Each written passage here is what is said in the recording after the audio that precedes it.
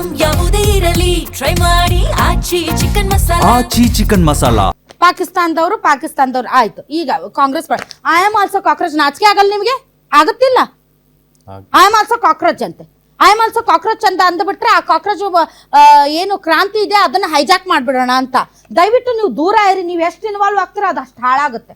At least ಎಚ್ಚೆತ್ತುಕೊಂಡು ಏನೋ ಒಂದು ವ್ಯವಸ್ಥೆಯ ವಿರುದ್ಧ ಮಾತಾಡುವಂತ ಶಕ್ತಿಯನ್ನ ನಾನು ಕಾಕ್ರೋಚ್ ಅನ್ನುವಂತ ಮುಖವಾಡ ಹಾಕೊಂಡಾದ್ರೂ ನಮ್ಮ ಮಕ್ಕಳು ವ್ಯವಸ್ಥೆಯ ವಿರುದ್ಧ ಮಾತಾಡ್ತಾ ಇದ್ದಾರಲ್ಲ, ಎಚ್ಚೆತ್ಕೊಂಡಿದ್ದಾರಲ್ಲ, ಮೊಬೈಲ್ ಅಲ್ಲಿ reels, games, PUBG, free fire ಆಡೋದು ಬಿಟ್ಟು ಅಟ್ಲೀಸ್ಟ್ ಮಾತಾಡೋದಿಕ್ಕೆ ಒಂದು ವೇದಿಕೆಯನ್ನ ಕಂಡುಕೊಂಡಿದ್ದಾರಲ್ಲ, ಅದಕ್ಕೆ ಖುಷಿ ಪಡಿ. ಅದನ್ನು ಹೈಜಾಕ್ ಮಾಡಿ ಅದನ್ನು ಗಬ್ಬೆಬ್ಬಿಸಿ ಅದರ ಧ್ವನಿಯನ್ನ ಅಡಗಿಸುವಂತ ಪ್ರಯತ್ನಗಳನ್ನ ಮಾಡಬೇಡಿ. ಸಿದ್ದರಾಮಯ್ಯನವರು ಐ ಆಮ್ ಆಲ್ಸೋ ಕಾಕ್ರೋಚ್ ಅಂತ ಟಿ ಶರ್ಟ್ ಬಿಡುಗಡೆ ಮಾಡಿದ್ರಲ್ಲ, ನೀವು ಹಿಡ್ಕೊಂಡು ನಿಂತ್ರಲ್ಲ. ನಿಮ್ಮ ವಿರುದ್ಧ ಧಾರವಾಡದಲ್ಲಿ ನಿರುದ್ಯೋಗಿ ಯುವಕರು ಪ್ರತಿಭಟನೆ ಮಾಡಿದಾಗ ಅವ್ರನ್ನ ಎತ್ತಾಕೊಂಡು ಹೋದ್ರಲ್ಲ ಪೊಲೀಸರು, ಆವಾಗ ಯಾರ ವಿರುದ್ಧ ಅವ್ರು ಪ್ರತಿಭಟನೆ ಮಾಡಿದ್ದ ಅನ್ನೋದು ಕಾಮನ್ ಸೆನ್ಸ್ ಇಲ್ವಾ ನಿಮ್ಗೆ? You are also part of ವ್ಯವಸ್ಥೆ. ಒಂದು ರಾಜ್ಯ ಸರ್ಕಾರದ ಭಾಗವಾಗಿ ಅಸಹಾಯಕ ಧ್ವನಿಯ ಭಾಗ ಅನ್ನುವಂತೆ ನೀವು ಅಸಹಾಯಕರೆನ್ನುವಂತೆ ನಿಮ್ಮನ್ನ ನೀವು ತೋರಿಸ್ಕೊಂಡ್ರಲ್ಲ ಸಿದ್ದರಾಮಯ್ಯನವರೇ. ನೀವು ಅಸಹಾಯಕರೇ. ಹಾಗಾದ್ರೆ ಒಂದು ರಾಜ್ಯದ ಮುಖ್ಯಮಂತ್ರಿ ಕೂಡ ಒಬ್ಬ ಅವಮಾನವನ್ನ ಪಟ್ಟ ಮತ್ತು ಸಂಘರ್ಷಕ್ಕೆ ಇಳಿದ, ತನ್ನ ಮಾತಿಗೆ ತನ್ನ ಧ್ವನಿಗೆ ಬೆಲೆ ಇಲ್ಲ ಅಂತ ಸಿಕ್ಕಾಪಟ್ಟೆ ಒಂದು ರೀತಿ ಎಲ್ಲ ಹೋಪ್ಸ್ ಕಳ್ಕೊಂಡಂತಹ ಒಬ್ಬ ಯುವಕನ ಧ್ವನಿಯಾಗಿ ತಾವು ಅಲ್ಲಿ ಐ ಆಮ್ ಆಲ್ಸೋ ಕಾಕ್ರೋಚ್ ಅಂತಂದ್ರೆ ನೀವು ಮುಖ್ಯಮಂತ್ರಿಯಾಗಿ ಮುಂದುವರಿಯೋದು ಸರಿನಾ ಹೇಳಿ? ಐ ಆಮ್ ಆಲ್ಸೋ ಕಾಕ್ರೋಚ್ ಅನ್ನೋದು ಯಾರು ಹೇಳಿ? ಒಂದು ಅಸಹಾಯಕತನ, ಈ ಒಂದು ವ್ಯವಸ್ಥೆಯ ವಿರುದ್ಧದ ದನಿ, ಯುವ ಶಕ್ತಿಯನ್ನ ಸರ್ವನಾಶ ಮಾಡಬೇಕು ಅಂತ ಇಳಿದಿರುವಂತಹ ಈ ಒಂದು ಕೆಟ್ಟ ಸಂಪ್ರದಾಯ ಮತ್ತು ಸಮಾಜದ ವಿರುದ್ಧದ ಹೋರಾಟ ಅದು. ನೀವು ಒಂದು ಸರ್ಕಾರದ ಭಾಗವಾಗಿ ಒಂದು ಸರ್ಕಾರವನ್ನ ಮುನ್ನಡೆಸುವ ಮುಖ್ಯಮಂತ್ರಿಯಾಗಿ ಐ ಆಮ್ ಆಲ್ಸೋ ಕಾಕ್ರೋಚ್ ಅಂತಂದ್ರೆ ನೀವು ಅಸಹಾಯಕರು ಅಂತ ಅರ್ಥ ತಾನೆ? ಒಬ್ಬ ಅಸಹಾಯಕರಾಗಿ ನೀವು ಈ ರಾಜ್ಯವನ್ನ ಹೇಗ್ ನಡೆಸ್ತೀರಿ ಹಾಗಾದ್ರೆ ಸಿದ್ದರಾಮಯ್ಯನವ್ರು ನನಗೆ ಹೇಳಿ? ಹೌದಲ್ವಾ? ಈಗ ಬಹಳಷ್ಟು ಜನ ಯಾಕೆ ಅದನ್ನ ಫಾಲೋ ಮಾಡ್ತಾ ಇದ್ದಾರೆ ಅಂದ್ರೆ ನನ್ನ ಧ್ವನಿಗೆ ಬೆಲೆ ಇಲ್ಲ ಅಂತ, ನಾನು ಕಾಕ್ರೋಚ್ ಮುಖವಾಡ ಹಾಕಿ ನಾನು ಧ್ವನಿ ಎತ್ತುತ್ತೇನೆ ಅಂತ ಅಲ್ಲಿ ಫಾಲೋ ಮಾಡಿರೋದು. ಹೌದಾ? ಹಾಗಾದ್ರೆ ನೀವು ಕಾಕ್ರೋಚ್ ಮುಖವಾಡ ಹಾಕಿ ನೀವು ಧ್ವನಿ ಎತ್ತುತ್ತೀರಿ ಅನ್ನೋದಾದ್ರೆ ಸಿದ್ದರಾಮಯ್ಯನವರೇ, ಸರ್ಕಾರ ಮುನ್ನಡೆಸೋದಕ್ಕೆ ನಿಮ್ಗೆ ನೀವು ಆ ಪದ ಬಳಸಬಾರ್ದು. ನಾನು ಹೌದಲ್ವಾ?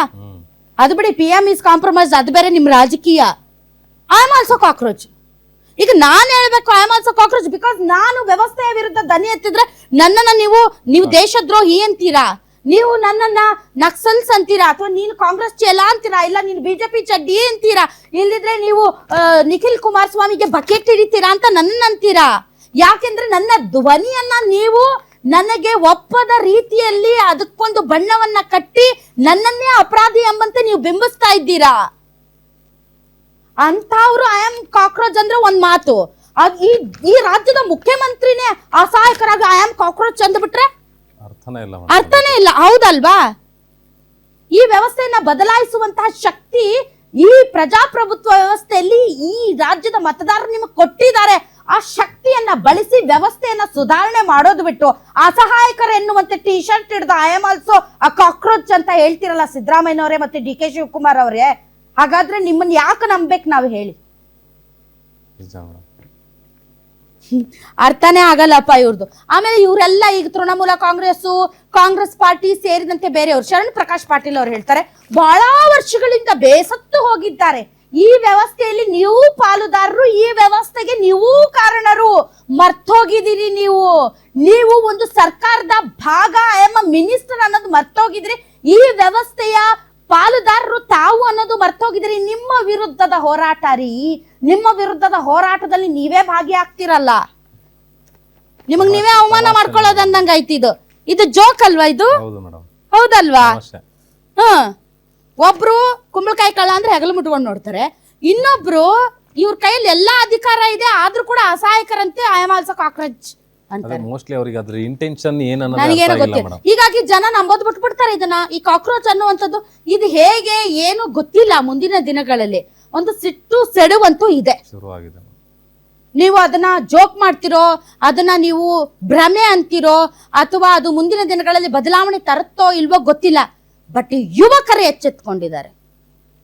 ಹೇಳಿ ಎದ್ದೇಳಿ ಗುರು ಮುಟ್ಟುವವರೆಗೆ ನಿಲ್ಲಬೇಡಿ ಅಂತ ಏನು ಸ್ವಾಮಿ ವಿವೇಕಾನಂದರು ಹೇಳಿದ್ರು, ಅದು ಇವತ್ತು ಅಕ್ಷರಶಃ ಬಡಿದೆಬ್ಬಿಸಿದೆ. ಅದಕ್ಕೆ ಕಾರಣ CJI. ಯುವಕರು ಕಾಕ್ರೋಚ್ ಇದ್ದಂಗೆ ಪರಾವಲಂಬಿ ಪ್ಯಾರಾಸೈಟ್ಗಳು. ಅವರು ಏನೂ ಆಗದೆ ಇರುವಾಗ ಮೀಡಿಯಾಗ ಹೋಗ್ತಾರೆ, ಸೋಷಿಯಲ್ ಮೀಡಿಯಾಗ ಹೋಗ್ತಾರೆ, ಇಲ್ದಿದ್ರೆ RTI ಕಾರ್ಯಕರ್ತರಾಗ್ತಾರೆ ಅಂತ ಹೇಳಿದ್ದನ್ನೇ ವ್ಯಂಗ್ಯವಾಗಿ ಸ್ವೀಕರಿಸಿ ಮಾಡಿದಂತಹ ಒಂದು ಅಭಿಯಾನ ಅಂತಿರೋ ಅಥವಾ ಅದನ್ನ ತಮಾಷೆಯಿಂದ ಆರಂಭ ಆಗಿದ್ದು ಈಗ ಒಂದು ಪ್ರವಾಹೋಪಾದಿಯಲ್ಲಿ ಇದನ್ನ ಮಕ್ಕಳು ಫಾಲೋ ಮಾಡೋದಕ್ಕೆ ಶುರು ಮಾಡಿದ್ದಾರೆ. 20 million plus. ಆಮೇಲೆ ಅವ್ರು ಕ್ಲಾರಿಫಿಕೇಶನ್ ಕೊಟ್ಟಿದ್ದಾರೆ, ನಾನು ಫೇಕ್ ಡಿಗ್ರಿ ಹೋಲ್ಡರ್ಸ್ ಬಗ್ಗೆ ಹೇಳಿದ್ದೀನಿ ಅಂತ. ಬಟ್ ಹೇಳಿದ್ ಯಾವಾಗ್ಲೂ ವೈರಲ್ ಆಗೋದು ನೀವ್ ಏನು ರಾಂಗ್ ಆಗಿ ಮಾತಾಡಿದ್ದೀರಿ ಅದು ಮಾತ್ರ. ಅದ್ರ ಹಿಂದಿನ ಇಂಟೆನ್ಷನ್ ಗೊತ್ತಾಗಲ್ಲ. ವ್ಯವಸ್ಥೆ ಕುಲಗೆಟ್ಟು ಹೋಗಿದೆ. ಗಬ್ಬು ಗಲೀಜ್ ಎಲ್ಲಿರುತ್ತೋ ಅಲ್ಲಿ ಕಾಕ್ರೋಚ್ ಇರುತ್ತೆ. ಹೌದಾ? ಗಬ್ಬು ಗಲೀಜ್ ಎಲ್ಲಿರುತ್ತೋ ಅಲ್ಲಿ ಕಾಕ್ರೋಚ್ ಇರುತ್ತೆ. ಈ ವ್ಯವಸ್ಥೆನ ಕುಲಗೆಡಿಸಿದಿರಿ, ಗಬ್ಬೆದ್ದು ನಾರು ಹಾಗೆ ಮಾಡಿದ್ದೀರಿ, ಹಾಗಾಗಿ ಇದನ್ನ ಕ್ಲೀನ್ ಮಾಡ್ಬೇಕಾದ್ರೆ ನಾನು ಕಾಕ್ರೋಚ್ ಆಗ್ತೀನಿ ಅಂತ ಹೇಳ್ತಾ ಇರೋದು. ಅವ್ರಿನ್ ತಲೆ ಕೆಟ್ಟ ಕಾಕ್ರೋಚ್ ಅಂತ ಹೇಳಿಲ್ಲ, ನೀವು ವ್ಯಂಗ್ಯ ಮಾಡಿದಿರಿ. ಆ ವ್ಯಂಗ್ಯವನ್ನ ಅವರು ಇದು ದಯವಿಟ್ಟು ಇದಕ್ಕೆ ಪಾಕಿಸ್ತಾನ್ ಲಿಂಕ್ ಇದೆಲ್ಲ ಐ ಡೋಂಟ್ ನೋ ಅಪ್ಪ, ನನ್ಗೆ ಇದ್ರಲ್ಲಿ ಎಷ್ಟು ಸತ್ಯ ಇದೆಯೋ ಸುಳ್ಳಿದೆ ಗೊತ್ತಿಲ್ಲ. ಅವ್ರೇನ್ ಹೇಳ್ತಾ ಇದಾರೆ, ರಿಟೈರ್ಡ್ ಜಡ್ಜ್ಗಳಿಗೆ ರಾಜ್ಯಸಭಾ ಸದಸ್ಯರನ್ನಾಗಿ ಮಾಡಬೇಡಿ. ನೀವು ದೇಶದ ಜ್ವಲಂತ ಸಮಸ್ಯೆಗಳಿಗೆ ಅಥವಾ ಜ್ವಲಂತ ಇಶ್ಯೂಗಳಿಗೆ ಒಂದು ಐತಿಹಾಸಿಕ ತೀರ್ಪನ್ನ ಕೊಟ್ಟಿರ್ತೀರಿ. ನಾಳೆ ಯಾವುದೋ ಒಂದು ಪಾರ್ಟಿಯ ಮೆಂಬರ್ ಆಗಿ ರಾಜ್ಯಸಭೆಯಲ್ಲಿ ಕುತ್ಕೋತೀರಿ. ಆವಾಗ ನೀವು ಕೊಟ್ಟಂತಹ ಎಲ್ಲ ತೀರ್ಪುಗಳದ್ದು ಕೂಡ ಪರಾಮರ್ಶೆ ಮಾಡ್ತಾರೆ ಜನ. ಹಂಗಾಗಬಾರ್ದು ಅಂತ.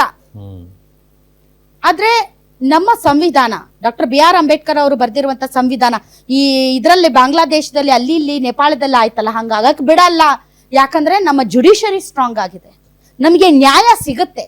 ತಡ ಆಗ್ಬಹುದು ಆದ್ರೆ ನ್ಯಾಯ ಸಿಗುತ್ತೆ. ಬೀದಿಗೆ ಬಂದು ಆ ತರ ದಂಗೆ ಹೇಳುವಂತ ಪರಿಸ್ಥಿತಿಗೆ ನಾವು ಹೋಗಲ್ಲ. ಯಾಕೆ ಅಂದ್ರೆ ನಮ್ದು ಅಂತ ಲೇಯರ್ಡ್ ಸಿಸ್ಟಮ್ ಇದೆ.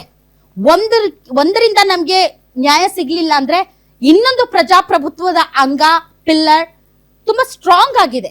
ಆ ತರದ ಪರಿಸ್ಥಿತಿಗೆ ನಾವು ಹೋಗೋದಿಲ್ಲ. ಆ ತರ ಹೋಗದೆ ಇರೋ ರೀತಿಯಲ್ಲಿ ಬಾಬಾ ಸಾಹೇಬ್ ಅಂಬೇಡ್ಕರ್ ಸಂವಿಧಾನ ಬರೆದಿದ್ದಾರೆ. ಬಟ್ ಆ ಯುವಕರ ಧ್ವನಿ ಏನಿದೆಯಲ್ಲ, ಆ ಧ್ವನಿಯನ್ನ ಅಡಗಿಸುವ ಪ್ರಯತ್ನ ಮಾಡಬೇಡಿ. ಅವ್ರು ಏನ್ ಕೇಳ್ತಾ ಇದಾರೆ ಅದ್ರ ಮೇಲೆ ಕೆಲಸ ಮಾಡಿ, ಆ ವ್ಯವಸ್ಥೆಯನ್ನ ಬದಲಾಯಿಸಿ. ಇವರು ಕಾಂಗ್ರೆಸ್ ಪಾರ್ಟಿ ಅವರು ನಾನು ಕಾಕ್ರೋಚ್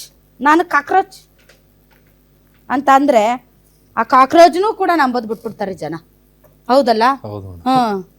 ಸೊ ಕಾಕ್ರೋಚ್ ಇದೆಯಲ್ಲ, ಅದು ನ್ಯೂಕ್ಲಿಯರ್ ಬಾಂಬ್ ಹಾಕಿದ್ರು ಸಾಯಲ್ಲ ಅಂತಪ್ಪ. ಅದೊಂದು ಸರ್ವೈವಲ್ ಕೆಪಾಸಿಟಿ ದೇವ್ರು ಆ ಕಾಕ್ರೋಚ್ಗೆ ಜಾಸ್ತಿ ಕೊಟ್ಬಿಟ್ಟಿದ್ದಾನೆ. ಅದನ್ನ ಹೆಂಗ್ ನುಸುಳಿದು ಹೆಂಗಿದೆ ಅಂತಂದ್ರೆ, ಈ ಕಾಕ್ರೋಚ್ ನೋಡಿದ್ರೆ ನಾವು ಪರ್ಕೆ ಮತ್ತೆ ಚಪ್ಪಲಿ ತಗೋತೀವಿ ಹೊಡೆಯಾಕೆ. ಹೌದಾ? ಏನ್ ಸಿಗುತ್ತೆ ಅದನ್ನ ತಗೋತೀವಿ. ಜಾಸ್ತಿ ಪರ್ಕೆ ತಗೊಳ್ಳೋದು ಹೆಣ್ಮಕ್ಳು. ಪರ್ಕೆ ತಗೊಂಬಂದ್ ಹೊಡಿತಾರೆ. ಒಂದ್ ಜಿರ್ಲೆ ಬಂದ್ರೆ ಅದು ಮತ್ತೆ ಬಹಳ ಕಷ್ಟ, ಇಡೀ ಮನ್ ತುಂಬಾ ಜಿರ್ಲೆ ಆಗ್ತವೆ ಅಂತ. ಹಂಗೆ ನೀವು ನಮ್ಮನ್ ಜಿರ್ಲೆ ಅಂದಿರೋದನ್ನ ನಾವು ಕಾಟ ಕೊಡ್ತೀವಿ ನೋಡಿ ನಿಮ್ಗೆ ಹೆಂಗೆ ಅಂತ ನಿಂತಿದ್ದಾರೆ. ಅದು ಹೆಂಗ್ ಕೊಡ್ತಾರೆ ಏನ್ ಮಾಡ್ತಾರೆ ನೋಡ್ಬೇಕು. ಸೊ ಇಲ್ಲಿಗೆ ನಮ್ ಸುದ್ದಿ ಮುಗ್ದೇ ಹೋಯ್ತು. ಓಕೆ, ಹಂಗೆ ಅದು ಕಾಕ್ರೋಚ್ ಸುದ್ದಿ ತಗೊಂಡ್ರೆ ಮುಗಿಯಲ್ಲ ಅದು ಕತೆ.